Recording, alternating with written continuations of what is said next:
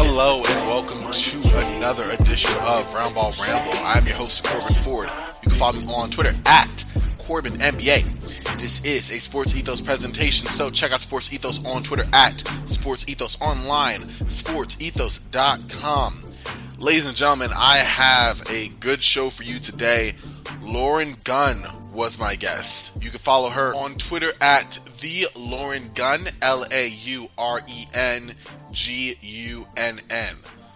In addition to being credentialed media for the NBA and noted high-volume Mavs tweeter, Lauren Gunn is co-host of the NBA podcast, the Gun Shot Podcast, which she does with her brother Grant Gunn, which I think is really, really cool.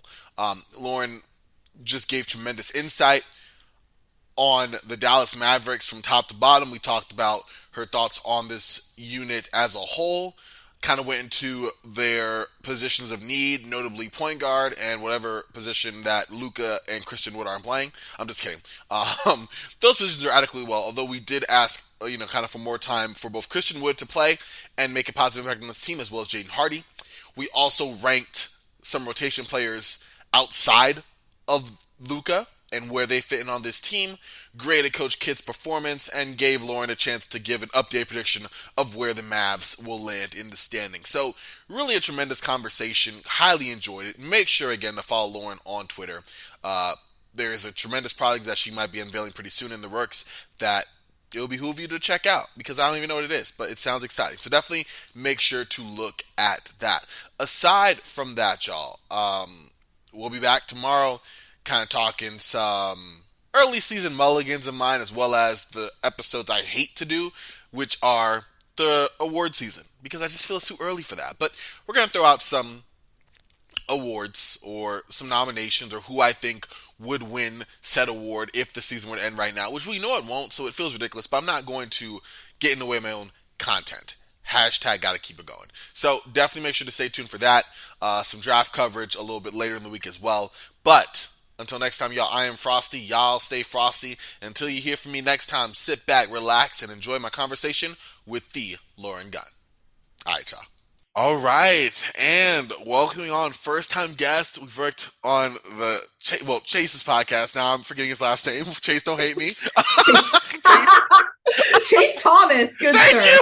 There it is. For a brief second, I was like, "Yep, I just always say Chase, and I wait Chase. for some Lakers slander." But Yep. Usually we all collaborate here. This time, as the first time guest on my show, Lauren Gunn. You can follow her on Twitter at Lauren Gunn, LaurenGu in 2 N's. Media member, high volume Mavs tweeter, in addition to being co-host of the NBA podcast, The Gun Shot. Just a great person. Happy to have on. Lauren, how are you doing today? I am wonderful. Thank you for that. That was a delightful intro. I appreciate it. But no, I am doing great. The Mavs are starting to turn it around. I think, they got a little ways to go, but I'm in a good mood because we're starting to see a little bit of a shift. I'm glad. I'm glad that we're recording now right after. Before it goes back. Exactly, potentially, right? We're just off of a really good win for the Mavericks, crushing the Suns, which is something I've been doing for the most part, with like one exception, maybe regular for the last 2 seasons. But 130 to 111, knocked down almost 50% of their threes? Yeah, it was nuts. It was pretty wild. Yeah, I watched the highlights of that because I'm like, I'm just going to check that. And even that just showed how demoralizing it was for Phoenix. But looking at that, taking that one performance aside, as great as it was, taking stock of the Mavericks in totality, what are your thoughts of this team as a whole? Like, are they better than what you expected? Worse? Kind of just about where you thought they would be? I'd say so far they're worse than I expected. And the main reason for that is we're getting close, if we're not already, to the 20-game mark. We might even be, we're past the 20-game mark. And Christian Wood is not starting yet. And that right now is limiting how this team is functioning and in terms of reaching their ceiling. And it's it's just getting to a point where, without going on a whole tangent, you need to be building continuity. You need to be putting together the recipe for success. And while you don't have a clear number two that's starting with Luka, I mean, you can make an argument that it's Spencer Dinwiddie, but consistently on a night-to-night basis, when you're looking at the talent, it looks like Christian Wood is the second most talented player on this team. And the fact that he's not starting is just, I mean, they might be top 10 in defense and top 10 in offense, but they're losing games to bad teams. And so, and underhanded teams. And so there are so many nights where you just want to pull your hair out. And even though maybe some of those numbers are there, they're last in the league in rebounding, which, no surprise, they're last. And so it's just, I mean, most nights Luka's the leading rebounder with like 7 or 8 rebounds, which is atrocious. And so they've got some clear glaring issues that they need to work out. I think JaVale McGee has not panned out the way they have wanted him to, but he is, I think, panning out the way a lot of fans and Mavs Twitter people have expected him to pan out. So I fully expect them to be active, in the starting in 9 days when unofficial trade season opens, because to me, they've got a lot of improvement that they need to kind of turn around quickly. Absolutely. I was going to say, this is like McGee's second stint on the Mavs, right? I think he did something like It is. Okay. Just about as productive. Exactly. And he kind of came into this season. I remember him saying, I've got a new diet. I'm fully healthy now. Kind of the whole thing that, you typically hear when somebody either makes their return or they're a little bit older or whatever the case may be. And I don't want to say, oh, he's just a terrible player or anything. I just don't know that the fit is there. And we've got other guys on the roster that when they get the nod and get the minutes that were, I guess, supposedly promised to him coming into this season, they just seem to play with more effort, and it's just that simple. And so we need somebody that gives the effort of a Dwight Powell, of a Maxi Kleber, but that has the body and prototype of a JaVale McGee, and we don't have that player right now. And to me, especially being last in the league in both total and defensive rebounds and 29th in offensive rebounds, that to me is the biggest need. That makes a lot of sense. Yeah, it's funny. We're going to talk about another position I was looking at, a position need I'm sure you know about. And then here we bring up in Christian Wood. And he's been playing amazing, but having not locked in on the Mavs as much, I didn't realize just how big of a difference it is when he's on the floor than not, outside of watching a game and being like, wow, they really need Christian Wood right now. We've seen that in a few of their games this season. I think most notably when he went on that huge third quarter run in the very first game against the Suns, where I was yelling at the TV when Kid took him out, like, why are you doing this? Yeah. Like, it doesn't and make sense. Unfortunately, that wasn't the last time we saw it. I mean, it got to a point, and I tweeted this out a couple of weeks ago, that part of me wondered in the back of my brain, are they trying to be a little strategic and wrongfully strategic and trying to maybe limit his opportunity in terms of, okay, he's an expiring player.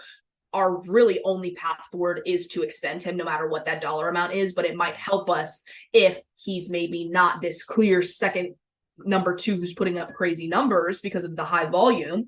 That might help us in terms of that dollar amount that he's expected and could accept. And to me, that is to even weigh that consideration is already a terrible way to be going about it. And I don't know that that's the case. I have no reason to believe that, but there have just been multiple scenarios where it's like, he's got 25, and who are you going to put? You're going to close with Maxi, who has been struggling from 3 for the majority of the season. He's kind of starting to pick it up lately, which is great, but it's very clear that you need to keep Christian Wood in the game, and they just pull him out. And there's, for the life of me, I can't come up with a good explanation. And don't get me wrong, there are times when it's a little lackluster on defense, but overall, you can't, like, sometimes the offense will just go completely stagnant, but if you have Christian Wood out there, it looks a little bit different. And so there are times when I want to pull my hair out, and I have to just assume that ultimately they will get this starting lineup right, and Christian Wood will be a part of it.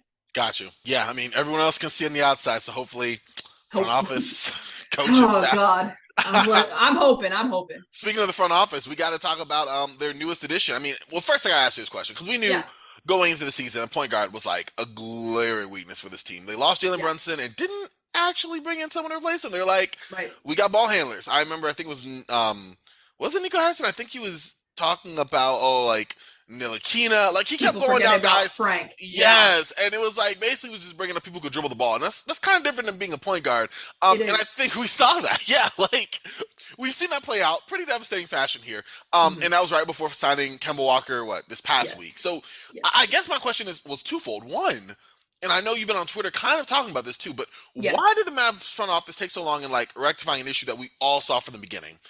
And then kind of parlaying that into the second question. Now they've got a quote unquote solution in Kemba Walker, but he's a player who, while we know has had a really good career, Nico Harrison said himself his knees are gone. So it's like, why'd you sign him? So I just want to throw that over to you and Yeah. let you sort that out for me here. Yeah. Well, first, for anyone that did not hear the quote from Nico, talking about Kemba's knees, he said, it's not good. That was the big quote that was being kind of tossed around on Twitter. And looking at his whole comment on the situation, the way I looked at it was, one, you don't say that for a guy that you just signed. And I don't even know that he really meant it as, oh, he's completely washed. Because like you said, why would you sign a guy if your true opinion is he is completely washed? That makes zero sense. So to me, I kind of took it as well, you really didn't put a whole lot of thought into that, did you? And I just kind of took it for what it was, because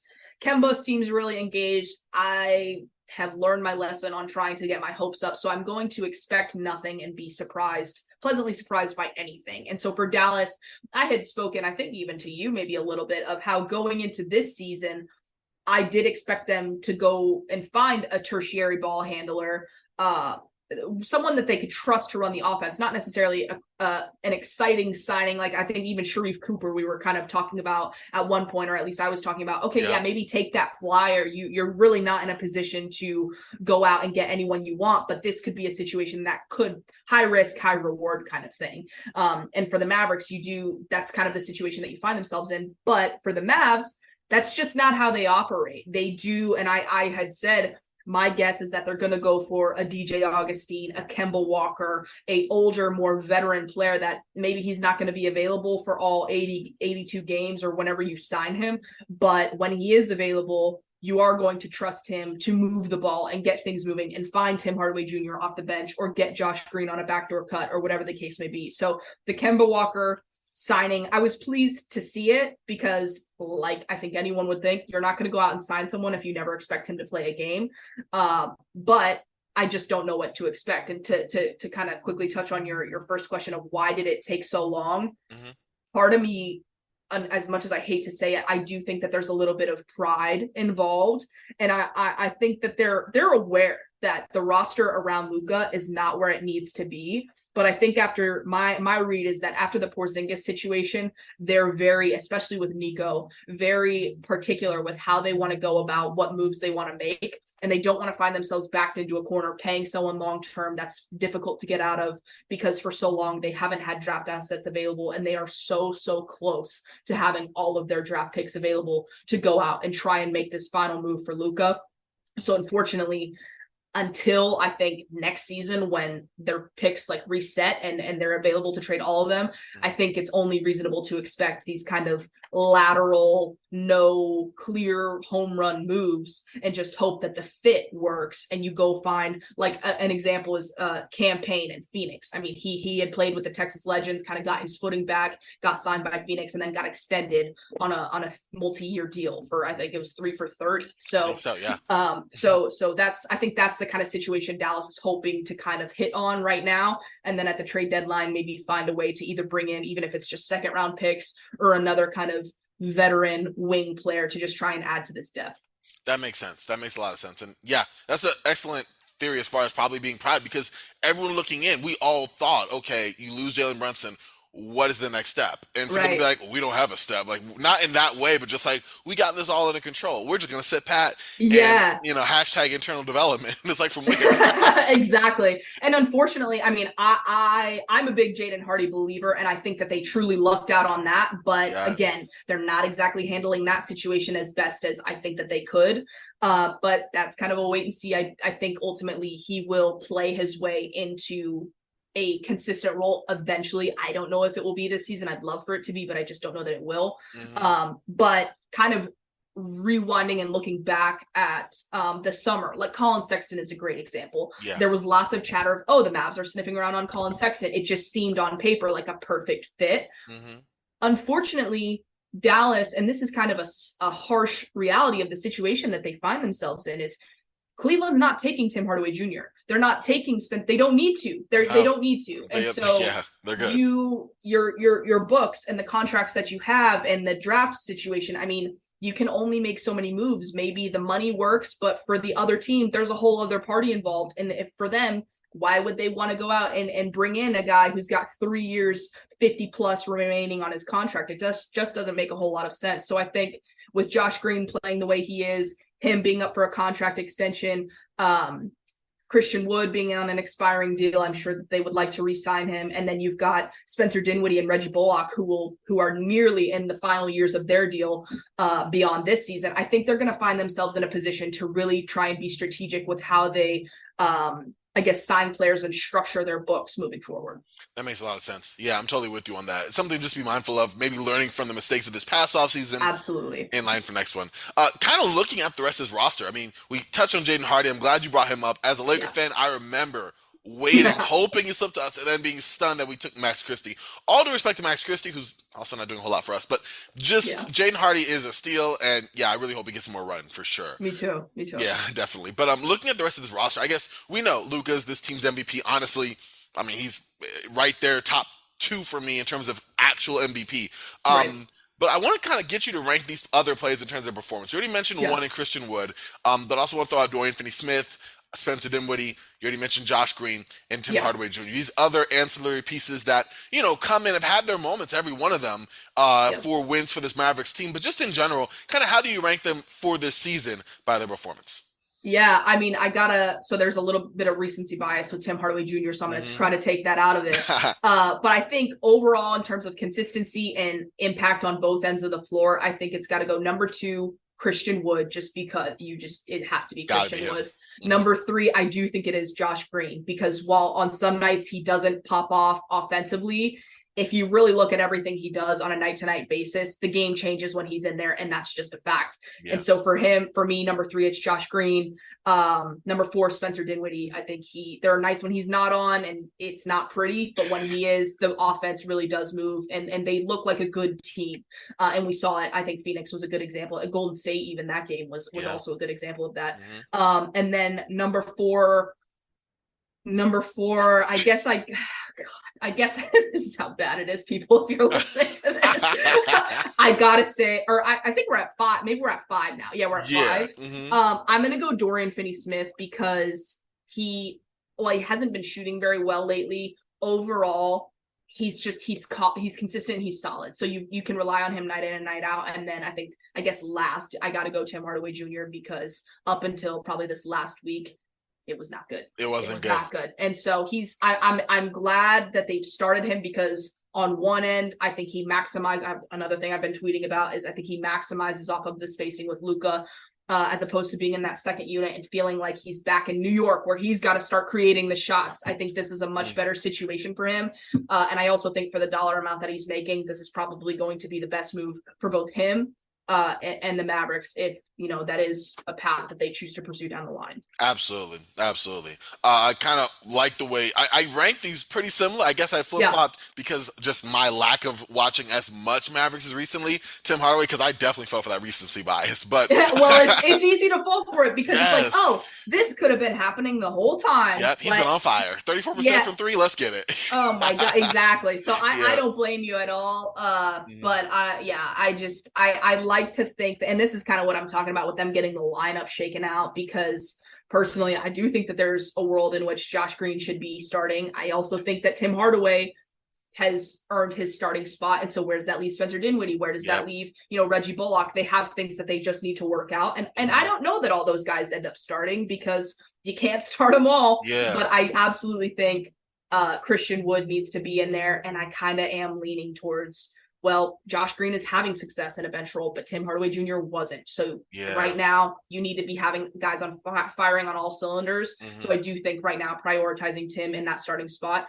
is the right thing to do. Absolutely, I agree. I think Josh Green has that, again, to quote another former Laker analogy, but like Alex Caruso type feel where Yeah. like he gets after, he's making impact plays, not really a quote unquote great shooter, but he's knocking it down, especially from the corner He solid clip. is. And he's Oh, yeah. always good for like one, what the heck kind of play. Yeah. Last night I watched him. I don't know if you saw the highlight from, but he had a rebound where he kind of like saw it and it was not going to hit anything, and he Yep. just picked it up and like Reversed it. little reverse Mike and drill, and I was like, my God, like It was so smooth. It was so smooth. And he's one of those players that you really enjoy seeing them put in the work and finally make the most of their opportunity in terms of just building his confidence. Yeah. One thing that they talked a lot about coming into this season was that he spent his whole offseason working alongside Kyle Lowry, which I found to be very interesting because it's a very unlikely flex. Like you spent and you seeked out Kyle Lowry. Okay. Yeah. And so Kyle told him, he said this coming into this season, don't pass the ball don't play hot potato out there looking for everyone. Like, you are athletic, you're working on that shot, you've got to be aggressive because there's just so much confidence, or confidence is such a big part of it. And so seeing him get more and more opportunity, constantly come in and make impact plays even when the shots aren't falling, it's been fantastic to see. And at last night, I mean, it was a very small thing, but I can't quite remember. I think it was Damian Lee, which I don't really know how much that says, but he beat him off the dribble and just had like a nice smooth finish. And that was something that we never would have seen from him a year ago. So just seeing his game kind of transform and evolve before our eyes has been really, really fun to watch. And I'm excited to see what that dollar amount is going to be for him because he's certainly earning it right now. Yeah, he most definitely is. And I mean, one more thing on Spencer Dinwiddie myself. I love the guy when he's hot. He's the ultimate feast or famine.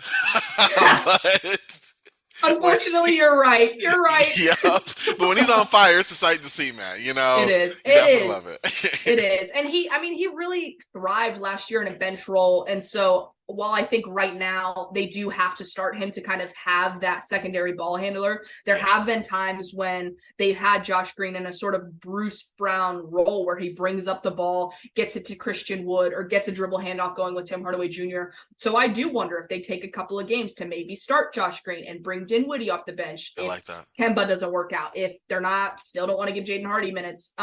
So I do wonder what other looks that they could throw out there, because right now they're like right around 500. So it's time to start switching things up. And I think that they know that. Yeah, for sure. And I mean, listen, a lot of the credit, blame, whatever it goes, responsibility rather, for switching it up would go to Coach Kidd, right? Now we're about a quarter of the way through year 2.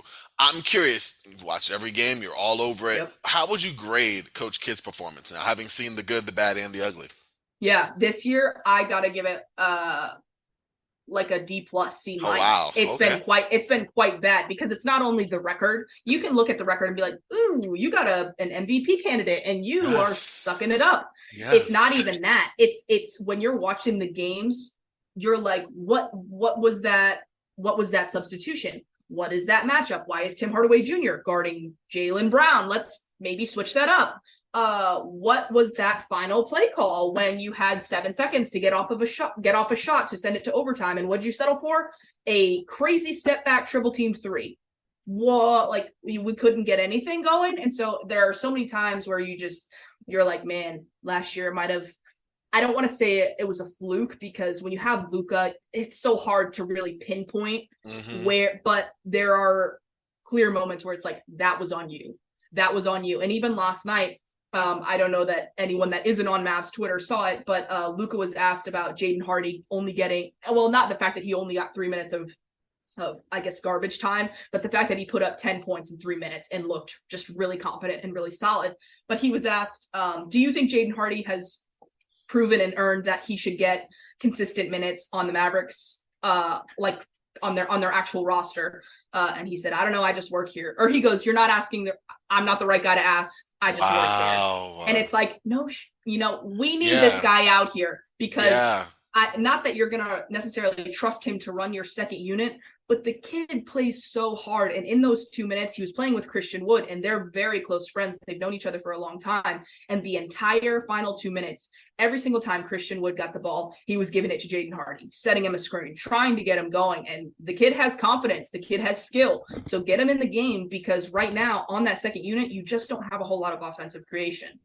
Absolutely. And I like the way, like you said, you kind of grading each one separately because I'm looking like Yeah, totality, like first year, great. Now, how much of that was a better bench bounce? How much of that was Jalen Brunson coming Jalen up Brunson. Yep. clutch in the second half of the season, especially the playoffs? And now you have a little more adversity. But this definitely is interesting. And yeah, man, please get Jaden Hardy some run because the dude went on like a 9 point just heater in like He garbage was. time, but he was on Mhm. fire.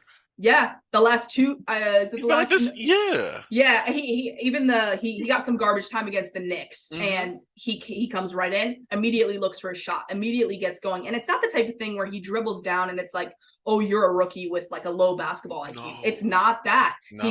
He's aggressive. He's not afraid to defer to Frank because in those garbage minutes, he's typically the two, and Frank is the primary ball handler. So Hmm. he's not out there just one-on-one going crazy. He's making the right plays and he's looking for his own shot. So I'm such a big fan of his, and I really, really hope that, we don't have to wait too long to see him do his thing. I totally agree. Yeah, because he's something else, and I think yeah, the Mavs hit something special. They can just use him. We'll see. And it's almost like, oh man, we might need that, and Yeah, we're just gonna keep him off to the side. So that's great. exactly. It's crazy. I got one last question for you, Lauren. Again, Yeah. thank you for coming on here. But Mm-hmm. 20 something odd games in, it's kind of Yep. gut check time. I know you had a Mm-hmm. prediction on where the Mavericks would land. Yep. Are there any updates to that? Are you kind of in the same ballpark? Is it contingent on something happening? Where are you with the prediction here for the Mavericks? I'd say same ballpark, lower confidence, if that makes sense. Okay. So I think I initially going into the season, I was pretty high on the Timberwolves in terms of their regular season record, and pretty low on Sacramento. And I think we have reason to kind of feel the opposite now. And Yeah. so we'll Crazy. see how that pans out. I hope for the Beam team. I mean, that's an incredible story. So I kind of hope that they can keep that going. Light the Uh, beam. I love it. Oh my God, it's Me amazing. too. But for Dallas right now, I just until like I have no reason to believe what the timetable will be for them to get this lineup right. And if they just keep, playing with their food and thinking that I just don't know. For the life of me, I can't come up with an explanation as to why those adjustments haven't been made. And I think even the media who are in there almost just shoving those questions down Jason Kidd's throat, like, how can you not see this?